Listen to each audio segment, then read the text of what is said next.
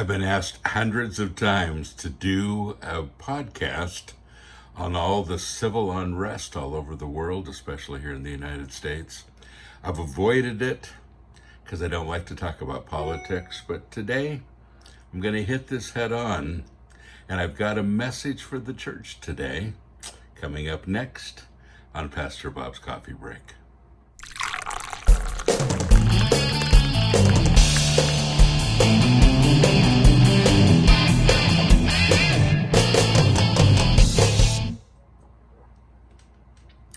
It's our new one. I am a victor, not a victim. That's our poster for the month. And again, you can download this at wearemetalwearefamily.com for free. It's 5x7. Post it, frame it, put it on your refrigerator, whatever. The coffee, everything else is there too, and you can pick it up. So, folks, it's a serious day today. And I've been thinking about this for a while, and I realized that I need to comment on it. And I've just been praying for the right words and the right things to say, because I know that people listen. I know that they take what I have to say to heart, and I appreciate that. And I also know that my responsibility in this is to make sure that what I'm saying is from the Lord and not from my flesh. So I want to talk about civil unrest, and I want to talk about the fact that, honestly, a lot of this is our fault.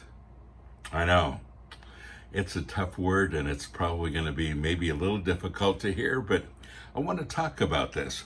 You know, God never called us to hide in a building, and we've talked about that a lot, and I'm just digging to get this out. That this is a building, this is the church. The church is not a building, but we've been hiding there. And he asked us to engage in our world, to make a difference. Jesus said, go into all the world and preach the gospel. He said, go. You have to have a special calling not to go, because it's something he asked us and the disciples and the people that were standing around him, all of us, to go. And he asked us to engage our world. After all, we have the answer that everyone's looking for. Many of them just don't know what they need. So, folks, nothing has changed. God is still the answer. Never politics or fights about racial equality. That's a discussion that is never solved, never solved. I'm almost 68 years old. I've seen it come and go. We've been in this battle for decades, for centuries, honestly. And it's never a battle about skin color. It really isn't. It's about prejudice, and it really happens when the Lord is absent in our lives. So let me say that, first of all, our diversity is God's design. He's the one that made us this way.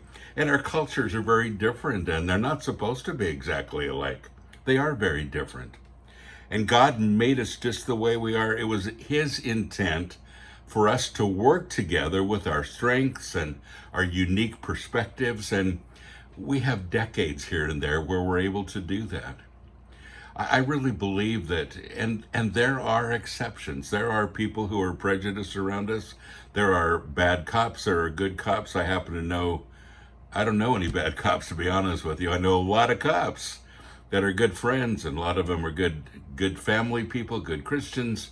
One of my best friends is a police chief, and he's black. I know. So I think that's kind of where we're at. And we each bring to the table our strengths, as I said, our very unique perspectives, and not to force each other to believe the same thing ideologically, with fear of reprisal if we don't. And that's where we're at. If you don't get behind this campaign, then you're a Marxist, or you're a bigot, or you're white trash. So we haven't served our meals under the bridge. Well, we've been packaging them and serving them a little differently, but right now it's not because of the coronavirus, it's because of this standoff.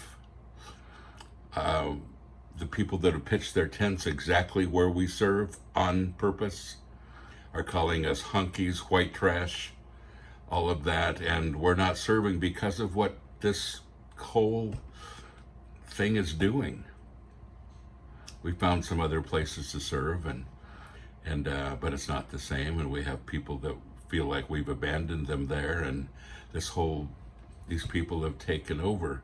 And if you feel like calling people white trash and all of that is solving a racial problem, really? Because it's really created a huge one. And I know that some of you have some very strong opinions on this, and I'm sorry for that, but keep listening, okay?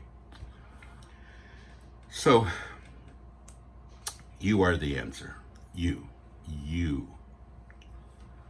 This is all about you. It's not about them. It never has been about them. So don't just sit by and expect for someone else to fix it. They won't, because they are you. So I thought I would quote our famous theologian once again. I've quoted him a few times, Dr. Seuss. Today you are you. That is truer than true. There is no one alive who is youer than you. Profound statement. Very true. There's no one alive who is youer than you. So folks, people cower to ideologies, to people that are forming militant groups within a group. And we have that group plus the general group. In other words, we have a lot of gay people versus gay pride people. Some people who are gay believe in monogamous relationships, and the gay pride movement seems to believe in multiple relationships. I'm not supporting either one, by the way, I'm just saying.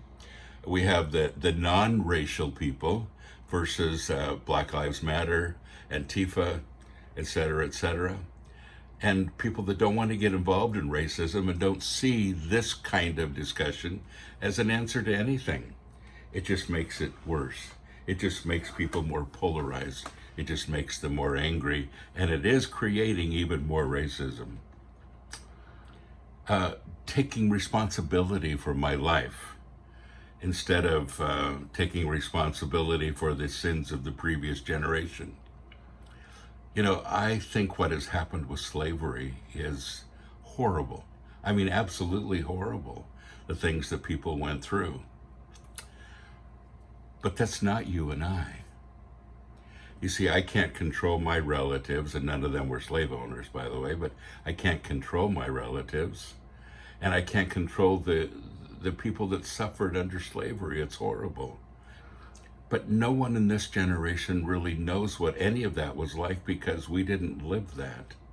And to be responsible for that and made responsible for something that happened a long time ago is honestly a lack of forgiveness. And I know what you're thinking.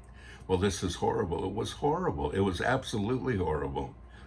But you see, we are responsible for our own lives. And when we start taking responsibility for things that don't even have anything to do with us, then we lose who we are. Somehow I feel like I'm appeasing something. I'm doing someone a favor if I take responsibility. I'm being a white person, I'm loving a black person more if I simply take responsibility for everything that happened. And that's not true. I create a very difficult narrative there instead of simply loving them.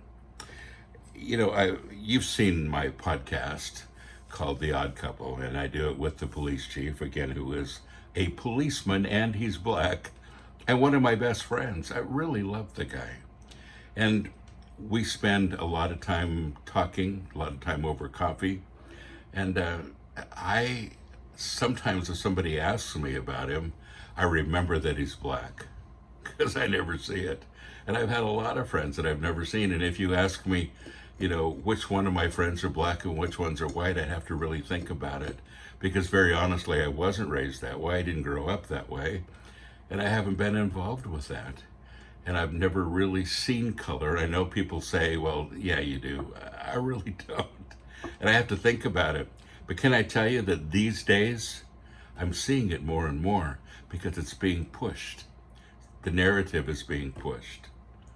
So, being blessed to bless versus being a bad person if you have wealth. You know, I see a lot of people talking against people who have wealth.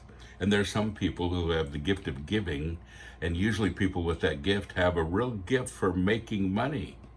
Most of those people that I know that have that gift probably give at least 50% away. Those are people that are my friends. And not everybody's like that. Some people are completely consumed by their wealth. But being blessed and realize that you are blessed to bless, the more money you have, the better, honestly, because you can bless more people with it.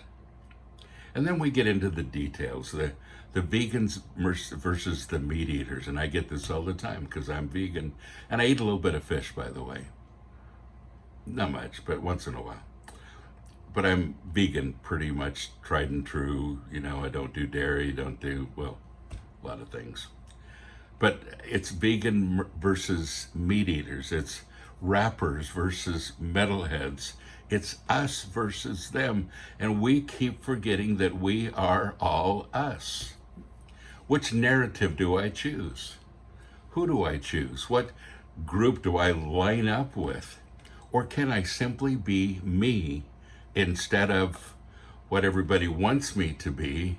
And can I affect a change because of who I am in Christ? So we're all busy building competition into the church culture. We're all busy arguing about the non-essential points of doctrine. We're oblivious to the needs outside our four walls because we're stuck in many of these narratives all the time. There's a church on every corner here in Nashville. I mean, there are many of them. I believe Nashville has more churches per capita than anywhere in the world. We're the buckle of the Bible Belt, and yet the church is ineffective, basically ineffective. So we now call these four walls the church, and we've forgotten what it's all about, to be people on a mission instead. And hiding behind the four walls, we keep referring to them instead of us. And we sometimes feel like we're immune from the whole narrative. So folks, listen to me. You can't hide there anymore. It's time to get back to work. It's time to go into all the world and preach the gospel, the good news, the answer to the civil unrest. It's time for Christians to begin to be the church and share the good news of Jesus Christ. It is time. There is no other answer to this unrest than you, the church. You know, and this has never been about privilege either. People keep talking about privilege. Everybody goes through their own trauma. I know wealthy people who commit suicide. I've had lots of people around me who are very white that have committed suicide through the years. Some were very close to me. Folks, the only privilege that we have, privilege doesn't have to do with money or nice house or, you know, people say, well, you know, if you're black, you're picked on by the police. I'm white and I was bullied all the time I was growing up. I understand that there's a difference, but I also understand what that feels like, to have someone else feel privileged enough to pick on you because you're not the person they want you to be. But folks, it's never been about privilege. And again, the only privilege we have is being in Christ. Otherwise, there's no end to the pursuit. It doesn't matter. If one person becomes less and less and less privileged, then the other one on the other side becomes more and more and more privileged. And as you do this, then you got to do this again. And history bears this out. So who's superior? Black, white, Latino, whatever? And where does it end? Racism has always been about relationships. So who wins? Nobody. John 10:10, want to go there. It says, the thief comes only in order to steal and to kill and destroy. I came that they might have joy and enjoy life and have it in abundance to the fullest till it overflows. That's the answer. So folks, can you just sit by and watch them? No. Because here's your wake-up call today. You are them.